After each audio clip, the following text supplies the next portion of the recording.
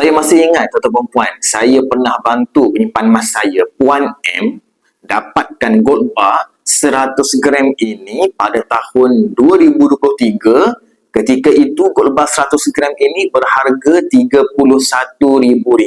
Menariknya, tahun 2025 ini, gold bar 100 gram ini sudah pun mencecah harganya sekitar RM53,000. Kenaikan sebanyak RM22,000 dalam tempoh 2 tahun sahaja. Nampak betapa untungnya kita simpan emas. Dan inilah kekuatan tabungan emas fizikal dalam jangka masa panjang. Nilai emas pasti meningkat kerana wang tunai hilang kuasa beli. Bayangkan kalau Puan M tu simpan emas 100 gram ini lagi lama.